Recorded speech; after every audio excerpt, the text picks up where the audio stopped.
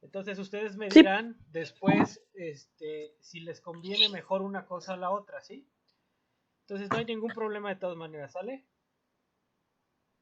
sí, ok. Profesor, ¿podría pegar su micrófono un poco más? No lo alcanzamos a escuchar muy bien. Bueno, ahorita. A ver, ahorita qué tal se escucha. ¿Ya se escucha mejor o más o menos? Se escucha un poquito mejor. Ok, entonces ahorita vamos a ver si se mejora. Ahí van, ahorita somos 23. Yo creo que ya voy a empezar. De todas maneras, esto va a quedar ahí lo voy a grabar, entonces no hay ningún problema. Este, mm, bueno, ahí vamos. Voy a compartirles la presentación. Me dicen si todos ven, ¿ok?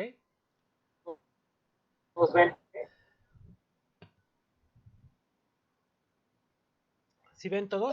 Sí, yo sí la veo. Ok, bueno. Sí, Profe, ¿esta igual la va a compartir en Classroom? Sí, todo. A ver, Gracias. órale, pues entonces, miren, de la parte que fue del examen, pues más o menos fue la introducción a los cuatro ciclos sistémicos de acumulación. Y bueno, ahí lo importante fueron esos conceptos de territorialismo, capitalismo, lo que es los conceptos obviamente de acumulación, y cómo se fueron dando estos cuatro ciclos sistémicos de forma temporal, ¿no? Entonces lo que a nosotros nos importa es entender, digamos, la historia a través de ese filtro que son los ciclos sistémicos de acumulación. Entonces ahora lo que vamos a empezar a ver es el antecedente de los ciclos sistémicos. Partimos del análisis de Italia, ¿no? Entonces, eso fue, digamos, el comienzo, si lo quieren ver, de la potencia del sistema mercantil y después del sistema capitalista. Entonces, aquí, a grosso modo, no sé hasta cuándo llegue, hasta qué parte del libro lleguemos. O sea, yo preparé aquí una presentación larga, pero igual con unos 40 minutos, 50 minutos que estemos aquí, o hasta un poquito menos. No se espanten tampoco. Vamos a ver hasta dónde llegamos, ¿no? Entonces, si tienen, si tienen alguna duda, miren, lo que voy a hacer, lo que voy a hacer es, empezar, me voy a soltar con la explicación y en una media hora paro y si quieren, si tienen dudas, pues preguntamos, ¿no? Acuérdense que aquí como yo no los veo, pues hay que mantener el orden. Entonces, de preferencia, vayan levantando la manita, ¿sale? Entonces voy a empezar. Fíjense, nosotros, ahora sí, partimos de que ya conocemos más o menos en términos temporales cuáles fueron los cuatro ciclos sistémicos de acumulación. Entonces vamos a partir del análisis de Italia y las ciudades-estado italianas. En este sentido vamos a poner mucha atención a lo que es Génova, obviamente Venecia y a Florencia. Y a Florencia, ¿por qué? Porque es la cuna de las altas finanzas, ahorita lo vamos a ver. Pero curiosamente algo que quiero destacar aquí en este análisis que hace Arrighi es que él dice que, por ejemplo, el primer ciclo sistémico de acumulación, si bien es cierto fue genovés, este ciclo sistémico se realizó, digamos, de manera conjunta entre todas las ciudades-estado italianas. Entonces no podemos hablar de que Italia como nación fue la que lideró el primer ciclo sistémico de acumulación.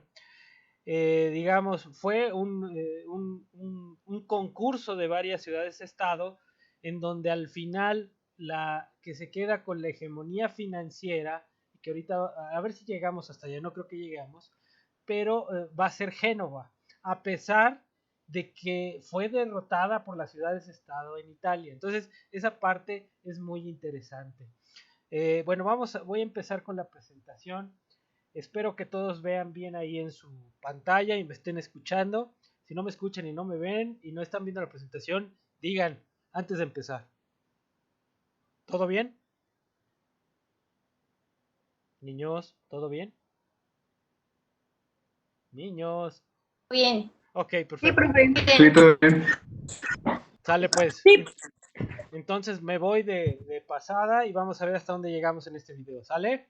Digo, en este video, en esta clase, es que yo ya estoy aquí vuelto con los cables. Entonces, fíjense, aquí en esta parte es Arrighi empieza analizando una cita de un teórico, un historiador, en donde dice, en 1900 no se podía ver, en 1900 ya se avisoraba la diferencia en la forma de actuación de las sociedades, digamos, capitalistas y de los gobiernos.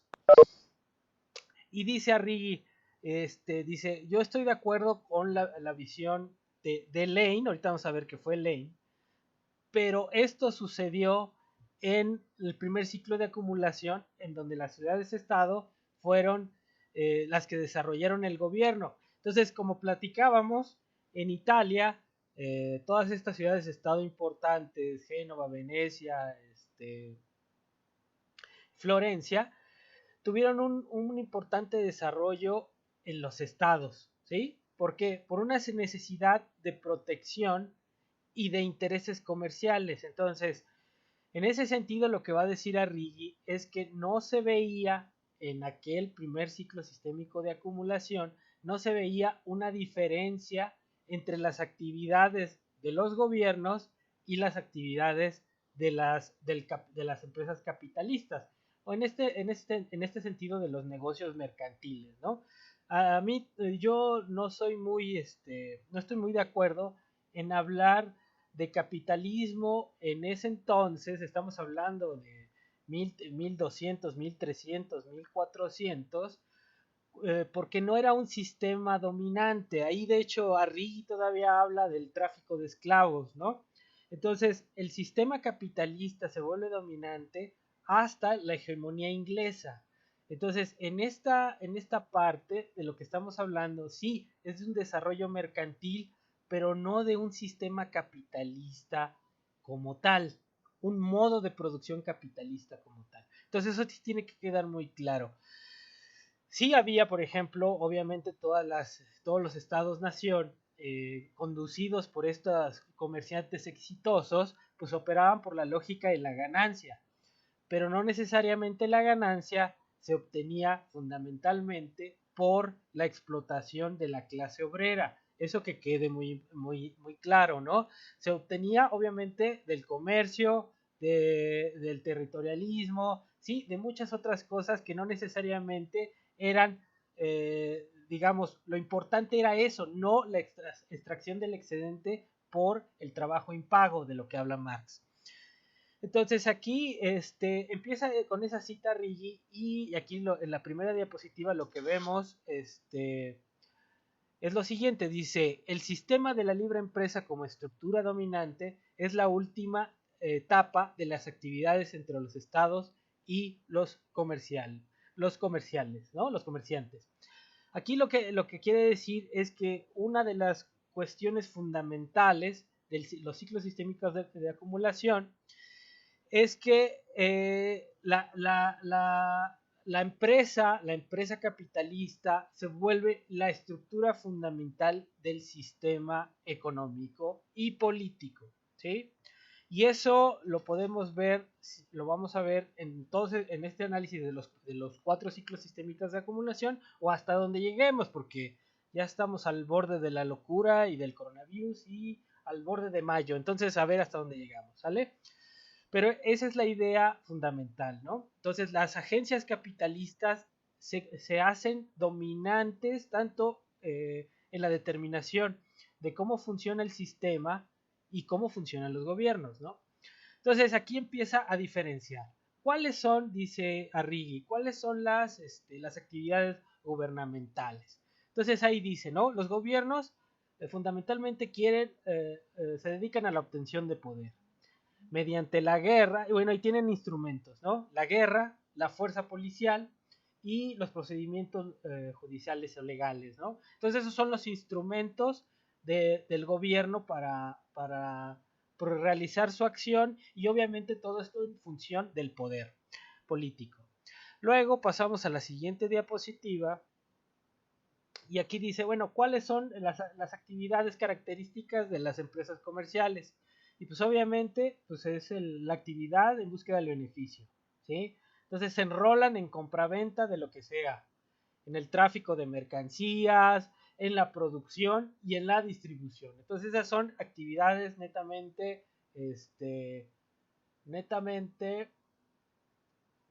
déjenme aquí porque están esperando en el lobby. A ver, déjenme ver cómo está la cosa esto de dejar entrar a la gente, porque ya no sé. Aquí ya me hice bolas. Déjenme ver. A ver. La. Déjenme pongo pausa. Voy a dejar de compartir esta para dejar entrar. A ver, aquí están. Ya admitir a todos. Listo. Bueno, entonces sigo acá. Hasta ahí todos más o menos, ¿vamos?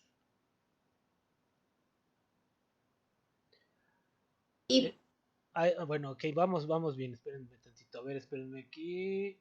Aquí, espérenme. Luego voy. Dice, entonces aquí es lo que les comentaba. Dice, en 1900, dice, podemos distinguir estas actividades, ¿no? O sea, lo que decía Lenin, que en 1900 ya se podía distinguir tanto las actividades gubernamentales como de las empresas comerciales, ¿no? Dice Arrigue, dice, sin embargo, dice, no es cierto, o sea, en 1900, si bien ya teníamos claro cuáles eran las actividades comerciales y las de gobierno, en 1900 también había una influencia poderosa de las empresas en las actividades de gobierno. Entonces, lo que decía Lane es que en 1900, ahí está mal, en 1990, debe ser en los 1900, ¿sí? Ahí nada más pongan nota mental, yo luego lo corrijo. Y lo que decía Lane es que ya estaban bien determinadas, delimitadas las actividades comerciales o capitalistas de las actividades estatales. Sin embargo, dice Arrighi, sí, eso es cierto, pero eso no quiere decir que haya una mezcla a veces de intereses políticos con económicos, ¿no? Entonces dice Arrighi, dice, en los siglos XV y XVI no se podía distinguir esas funciones gubernamentales y empresariales. ¿Por qué? Porque estaban tan intrincadas que, digamos, como que era un objetivo único, tanto para los comerciantes meterse en las cuestiones gubernamentales para obtener lo que querían, en este sentido, la protección del gobierno, recursos militares para controlar los mercados, ¿sí? Y en ese sentido, decía Rigi, en ese periodo no se podía ver esa diferencia. Además, que en ese periodo, estamos hablando de la ciudad, los estados-nación nacieron, ¿sí? Del poder comercial, ¿no? Y de esa necesidad de los comerciantes de hacerse del control político para controlar los espacios económicos en Italia, ¿sí? Vamos a seguirle. Luego dice, obviamente dice Italia, Génova y Venecia.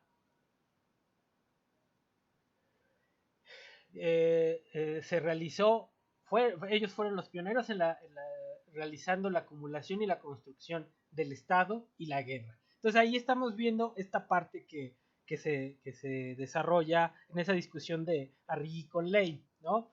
En esta Italia de 1300, 1400, 1200, se desarrollan estos estados-nación y se desarrolla muy fuertemente el vínculo entre la acumulación y el Estado, ¿sí?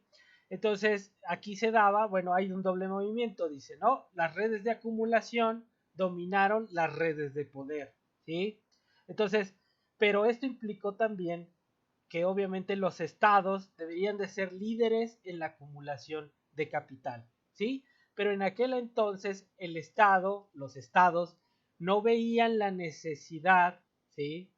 De ese liderazgo ganárselo a través del comercio, ¿no? Estamos hablando de un periodo en que esos estados eran estados territorialistas, entonces ellos veían al territorialismo como la fuente del poder, ¿sí? Entonces, el hecho de que se desarrolle el capitalismo en Génova y Venecia, bueno, en Italia, en las ciudades-estado, lo que genera es que la acumulación empiece a ser vista como un mecanismo de los estados para obtener el poder económico y obviamente el poder político. Esto queda más claro ya después en Holanda, pero fundamentalmente en Inglaterra, ¿sí?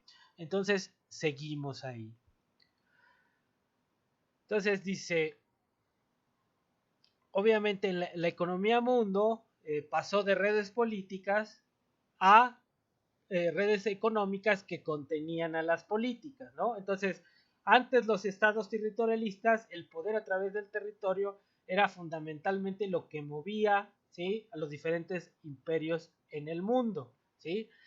Después de lo que acabamos de comentar, ya la política está contenida en las redes de acumulación, ¿no? Entonces, ahí lo que estamos viendo es esa, digamos, dialéctica, ¿no? Acumulación, redes políticas, ¿no? Y esto se ha dado por fases de los ciclos sistémicos, ¿no? De la parte productiva y la parte financiera, ¿sí? Entonces, a veces, por ejemplo, lo que puede pasar es que en un ciclo productivo, los capitalistas no estén tan incentivados para, digamos, mantener una relación fundamental con los estados. Sin embargo, en la etapa financiera, ahí sí tienen mucho más interés los capitalistas en hacerse del control de las políticas de los estados. ¿Por qué? Porque estamos hablando que el ciclo financiero es un proceso de reestructuración, de desorden y que también puede estar en crisis, ¿no? Y es un proceso de crisis de rentabilidad del sector productivo en donde el capital se mueve al sector financiero. Entonces, por esa misma razón, a los capitalistas les conviene tener influencia en los estados, ¿sí? Vamos a seguirle. Entonces dice Henry Pirenne, un historiador, dice Europa medieval hasta el siglo XX, dice los capitalistas, en todo ese, desde 1400, 1300 hasta el siglo XX, siglo XXI, dice los capitalistas no son resultado de los capitalistas anteriores, ¿no? Dice del capitalista financiero. Entonces lo que está diciendo Pirenne, ¿sí? Henry Pirenne es que en el capitalismo, digamos, ese desarrollo no es lineal, ¿no? Por eso dice, en cada cambio hay ruptura, ¿sí? Y llegan otros capitalistas que no son, digamos, los que están en la hegemonía anterior a tomar el poder de ese nuevo ciclo sistémico de acumulación. Entonces dice, se da un reemplazo de capitalistas en cada ciclo, ¿no? Y entonces por eso dice, la historia no es plana, es una escalera. Dice, cada peldaño surge abruptamente sobre el anterior. Entonces, ¿qué quiere decir? Bueno, por ejemplo, el primer ciclo sistémico, si bien Génova fue expulsado casi del comercio de Italia, después Génova fue la que se desarrolló mejor en ese primer ciclo sistémico de acumulación. Sin embargo, en el siguiente ciclo sistémico, Holanda, los capitalistas holandeses son los que toman la batuta de esos capitalistas financieros genoveses, ¿no? Y así sucesivamente, ¿no? Tenemos ese desarrollo del ciclo sistémico de acumulación holandés y después es reemplazado a su vez por capitalistas ingleses y posteriormente los ingleses por estadounidenses. Y ahorita estamos en una etapa de crisis, de busca de orden, de una crisis sistémica muy fuerte que se está ahondando con el coronavirus, ¿no? Y no sabemos ahorita qué va a pasar. No se ve quién puede ser el hegemón. Luego podemos comentar unas cosas interesantes, pero mejor le seguimos aquí esta parte, ¿sí? Voy con lo que sigue. Entonces dice, hay un cambio de mando, ¿no? Los capitalistas en la economía mundo es una revolución organizativa, ¿no? O sea, cada ciclo sistémico, el capitalismo productivo organiza el sistema económico de manera diferente. Entonces a eso se refiere con la revolución organizativa, ¿no? Y este cambio de mando se da en las fases de expansión financiera, ¿sí? Estamos hablando entonces del cambio de mando en el ciclo productivo, ¿sí? Entonces dice la expansión financiera de finales del 15, ¿sí? Lo va a llamar como la etapa cero en el desarrollo de los ciclos sistémicos de acumulación. O sea, es el inicio. Entonces dice, produce la etapa productiva del primer ciclo sistémico de acumulación, ¿sí? Dice, la expansión comercial de las ciudades-estado no puede ser considerada un ciclo sistémico de acumulación, ¿sí? Entonces aquí es lo que dice Arrighi. Si bien ese desarrollo comercial se da fuertemente en los estados-nación italianos, ¿sí?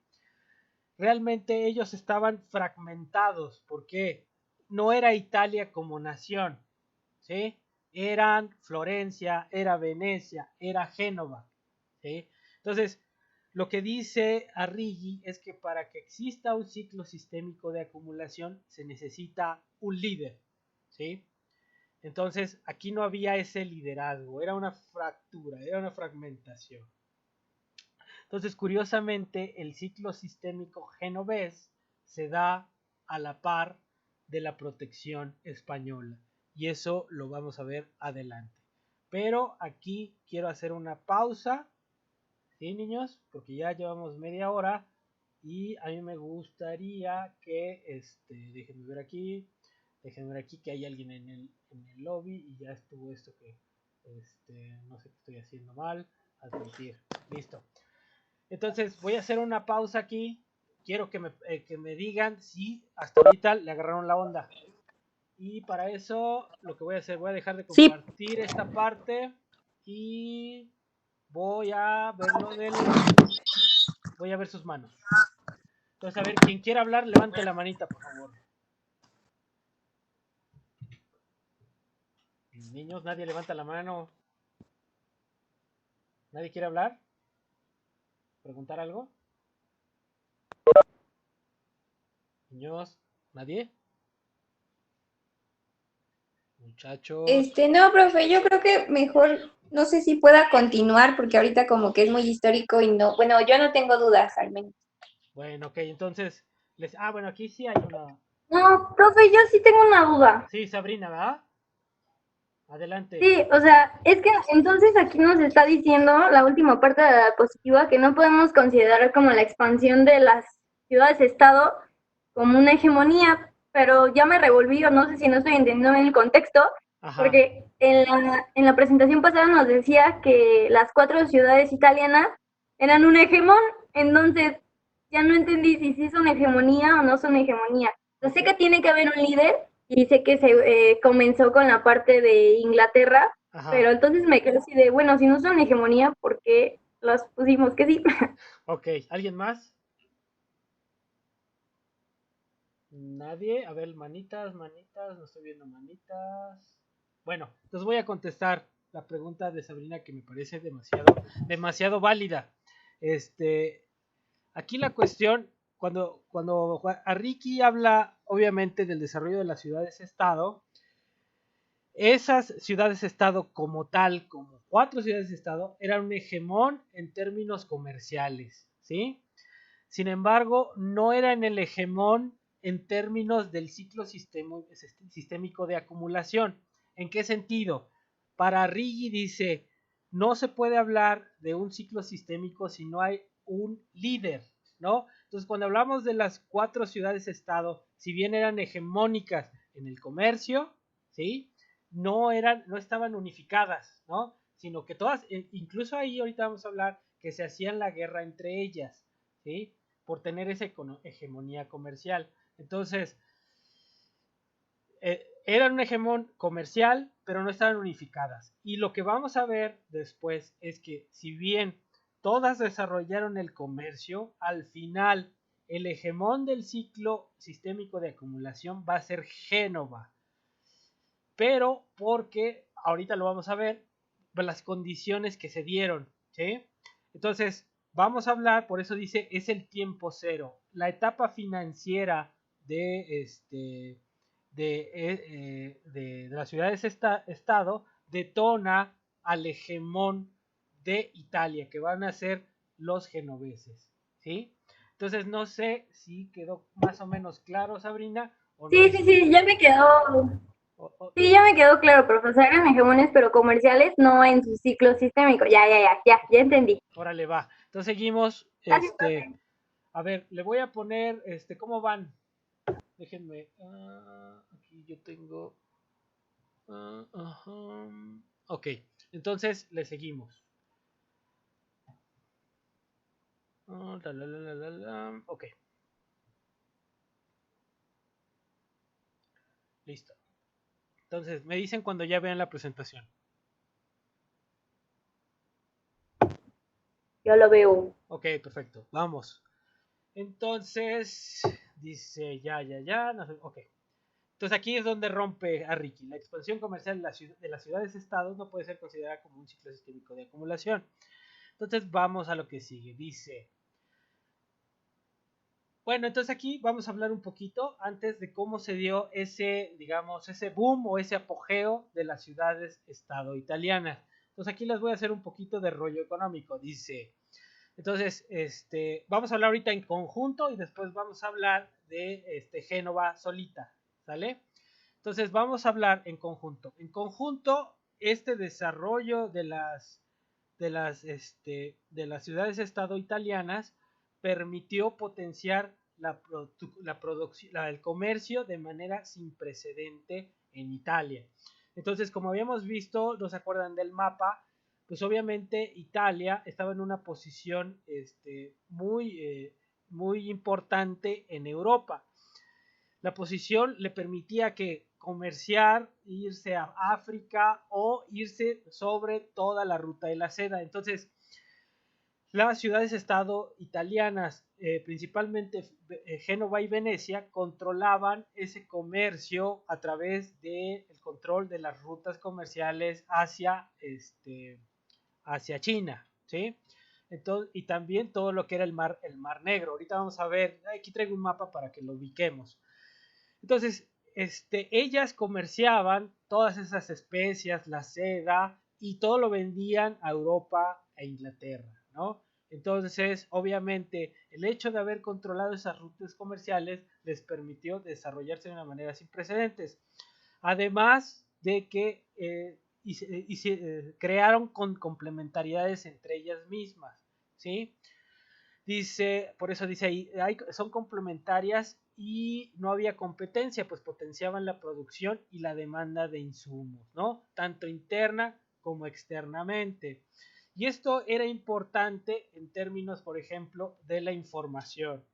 La información, por ejemplo, de quiénes eran los productores dentro de Italia. O sea, imagínense que están en esa Italia, están en Venecia y están produciendo, no sé, tela. Y quieren vender esa tela a Génova. Pero también en Génova hay alguien que vende la tela. Entonces, y también en Génova, los genoveses consiguen sus insumos de alguna forma. Entonces, el hecho que existan esas competencias y complementariedades, a mí me permite como productor saber a dónde voy a producir y saber a quién le voy a comprar los insumos, ¿sí? Y además el hecho de que se expandieran de manera importante hasta Asia, pues eso permitía saber cómo moverte, hacia dónde vender y qué rutas son más eficientes para realizar el comercio. Entonces, eso potenció de una manera muy importante el comercio y además aumentó la productividad, porque si yo, veneciano, quiero vender a un determinado estado, pero Génova produce a determinado precio, pues yo estoy incentivado a producir también a ese precio o por debajo de ese precio para hacer que compren mis productos. Entonces, obviamente, eso, fíjense, esa competencia, tú produces, yo produzco, pues generó un boom en la producción de mercancías en Italia. y también eso permitió no solo abastecer el mercado interno, sino los mercados externos, ¿no? Entonces eso es lo importante de esas complementariedades. Y también, por ejemplo, obviamente si yo produzco tela, va a haber alguien dentro de Italia que quiera venderme la lana, por ejemplo, ¿no? Entonces eso potencia no solamente ese producto terminado, sino todos los insumos que se relacionan alrededor de esa producción, ¿no? Entonces, fíjense aquí, Florencia, Milán, se dedicaron tanto a la manufactura como al comercio, ¿sí? Y Venecia, Génova, ¿sí? Al comercio marítimo. Venecia se especializó en las especias y Génova en la seda. Entonces, es importante más o menos entender toda esta parte. Obviamente, fíjense, Génova y Venecia se especializaron en hacer los viajes y traer las especias y la seda de China, ¿sí? De Asia. ¿Y qué hicieron Florencia y Milán? Ocuparon esa seda y esas especias, ¿sí? Para realizar comercio y distintos productos, por ejemplo, ¿sí? Entonces es importante, aquí se ve esa complementariedad. Dice, entonces aquí estamos hablando de esa complementariedad, dice, se reducen los riesgos en el comercio por el crecimiento de la actividad económica y esta cuestión de la información y esa potencia de los encadenamientos, etc., etc. Dice, aquí hay una cosa que es importante, dice, el incremento de capital obviamente lleva a los comerciantes a buscar rendimiento, ¿no? Y entonces, obviamente, llegó un momento, ¿sí? Llegó un momento en que el capital para las distintas ciudades-estado empezó a caer. ¿Por qué? Porque cuando empezaron a competir, empezaron a suministrar los mercados de sus productos. Entonces llega un momento en que siguen ganando y necesitan cada vez más colocar más producto. Entonces, obviamente, si ya los mercados están protegidos, porque en ese entonces lo que hicieron Génova, Venecia y Florencia fue empezar a proteger sus mercados del comercio externo. ¿Por qué? Por obvias razones, porque no querían que alguien aprovechara, digamos, el desarrollo de sus mercados. Entonces, ¿qué pasó? Pues que empezó a caer la ganancia. Entonces, obviamente, deberían de buscar dónde realizar esa ganancia, ¿no? Entonces, obviamente, empezaron a hacerse la guerra entre ellos, ¿no? Y entonces, esos comerciantes vieron rentable empezar a hacer la guerra a las otras ciudades-estado y quedarse, obviamente, con los mercados, ¿no? Entonces, esto obviamente fue funcional hasta que se llega a la consolidación de las ciudades-estado de manera muy general. O sea, ¿a qué me refiero? Florencia empezó a controlar a todas las regiones cercanas a su área de influencia. Venecia lo hizo también y Génova de la misma forma. Entonces, yo me acuerdo de Florencia se quedó con toda la región de la Toscana, ¿sí?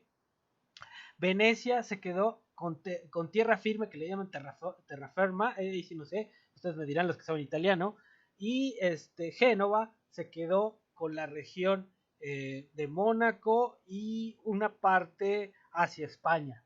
Entonces, obviamente cerraron esos mercados y la guerra les implicó primero consolidar sus áreas de influencia y hasta ahí fue rentable. Pero cuando ya estaban consolidadas, obviamente el hecho de combatir a las grandes ciudades-estado, lo único que les garantizó fueron pérdidas. ¿Por qué? Porque no pudieron destronar, bueno, vamos a ver que sí pudieron destronar a Génova, pero hasta ahí se quedaron, ¿no? Entonces, obviamente hubo un estancamiento en el crecimiento de los mercados que les implicó irse a la guerra. Y después vieron que ya no fue rentable seguir haciendo la guerra porque ya no podían crecer a costas de las otras ciudades-estado italianas, ¿no? Entonces, obviamente, se da esa competencia, todo esto se da en el contexto de una competencia implacable, se da una guerra de precios entre ellos para eliminar a la competencia, y fíjense aquí cómo van las pérdidas, dice, tanto la cuestión competitiva como la guerra, dice, Génova cayó de 4 millones de libras, ¿no? En 1293 a 2 millones en 1334. Entonces, lo que estamos viendo que este periodo de conflicto los llevó a pérdida y principalmente a Génova. Ahorita vamos a ver después qué pasó. Entonces, a ver, ya llevamos aquí 40 minutos. Voy a seguirle un poquito y me voy a parar.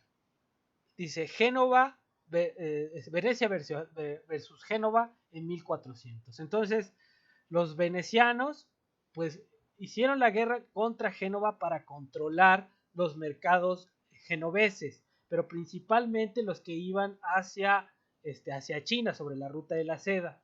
Entonces dice, Venecia ganó y sacó a Génova del Mediterráneo y acabó con la paz de Turín de 1381, ¿no? Entonces, aquí dice Braudel, que es otro historiador, el que habla del ciclo, dice, las ciudades-estado estuvieron 100 años en guerra, ¿no? Y finalmente, cuando acaban esos 100 años, ya terminamos con ciudades-estados consolidadas. Entonces, si bien derrotaron a Génova, no quiere decir que la hayan eliminado del mapa a Génova, no. Si bien la derrotaron, solamente le quitaron la mayoría de sus mercados hacia Asia y sobre la ruta de la seda. Y principalmente las regiones marítimas que controlaba en el Mar Negro. Entonces, digamos, esto fue lo que pasó, pero esto fue producto de esa, digamos, disminución de la ganancia capitalista o mercantil, ¿no? Y obviamente, como encontró sus límites ese crecimiento de la ganancia, la única salida que vieron fue hacerse la guerra, ¿sí? Después de 100 años de guerra, ¿sí? Volvieron a, digamos, a consolidar una región, ya consolidar sus territorios y sus influencias, sus zonas de influencia, y volvieron a, digamos, a operar de manera más tranquila, y eso vamos a ver cómo benefició al final a Génova.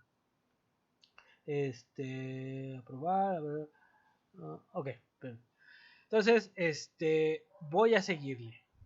Dice, Venecia controló la península, ¿sí? Entonces, estamos hablando de lo que es toda Italia, en esa parte la controló Venecia y terra firme, ¿no? Milán controló Lombardía y Florencia se convirtió en Toscana, ¿no? O sea, Florencia controló lo que es la zona de Toscana y se volvió a digamos, equilibrio en 1454. Entonces, ya en 1454 ya podemos hablar de ciudades-estado consolidadas con sus zonas de influencia ya bien delimitadas, ¿sí? Pero en un contexto de ¿qué? De crisis de la rentabilidad comercial, ¿sí? Entonces voy a pasar a la que sigue y voy a hacer la pausa, y yo creo que aquí le voy a cortar porque es mucha información en una sola digamos, en una clase. Entonces tengo que cortar, ustedes no me dicen nada, no preguntan, no, me estoy yendo de hilo, entonces está bien, pero le voy a cortar aquí, ¿sale? Entonces, aquí nada más concluyendo esta primera parte, dice Italia del Renacimiento. La Italia del Renacimiento fue el producto de la guerra de todos contra todos, ¿sí? Dice, la competencia capitalista reforzó, y le falta el acento, los estados por la supervivencia. Entonces esto llevó ¿qué? A guerras, la necesidad de financiamiento y los beneficios para los rentistas, ¿no? Entonces, obviamente, cuando se va deteriorando la rentabilidad en el sector productivo, llegamos a un periodo en que se necesita realizar esa ganancia a través de las guerras, y obviamente ahí los que ganan son aquellos capitalistas que están en el sector financiero. ¿Sí? Dice en 1407 Génova, dice los ingresos públicos se fueron, los ingresos públicos de Génova se fueron a la casa de San Giorgio en Florencia, que estaba controlada por los Medici, ¿no? ¿Por qué? Bueno, porque la casa de San Giorgio era digamos, una sociedad financiera que financió a los genoveses, y al final de esta guerra los genoveses tuvieron que pagar, ¿no? Esos gastos de guerra, y obviamente los beneficiados fueron los florentinos y principalmente los Medici. Dice Milán con grandes familias empresariales y financieras, ¿no? Y a Milán, quienes, bueno, los ingresos de Milán fueron a parar a familias empresariales y financieras. Entonces aquí voy a poner una pausa, y si tienen alguna duda, lo voy a poner aquí, detener el uso, algún comentario, y pues adelante. Entonces, shoot sus comentarios.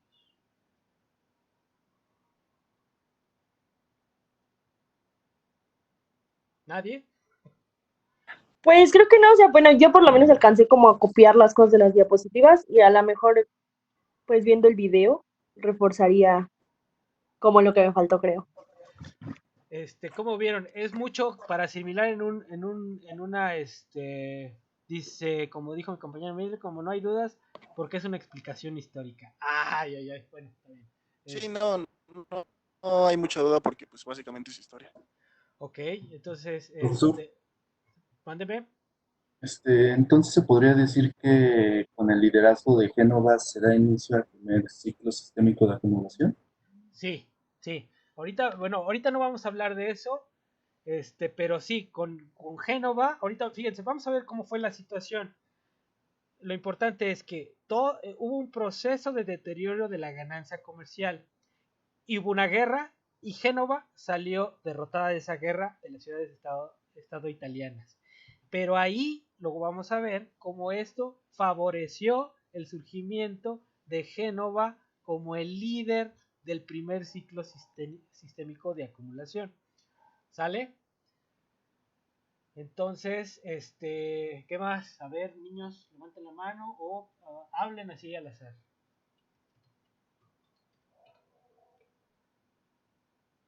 ¿Ya nadie? Ya están todos muy listos, está bien, fíjense. No sé, Si no, quiere, pregúntenos algo y ya si lo contestamos, ya si ve que no tenemos duda. No, o sea, al final de cuentas... pero comience con Mildred por andar dándole ideas. O que la canción, ya no digo nada entonces. No, está bien, fíjense, vamos a ver cómo funciona. Yo quiero ver, por ejemplo, ahorita pues tienen que asimilar todo lo que yo les dije, y yo creo que aquí vamos a dejar la clase de hoy. Porque generalmente cuando llegamos allá a la clase pues es una media hora y es cortito. Entonces, dice, los cuestionarios ayudan a reforzar. Sí, claro, si ponemos unos límites ayudaría a saber, perfecto. Podemos hacer un cuestionario y vamos haciendo digamos, vamos aportando más aquí, ¿no? Entonces, ¿saben qué?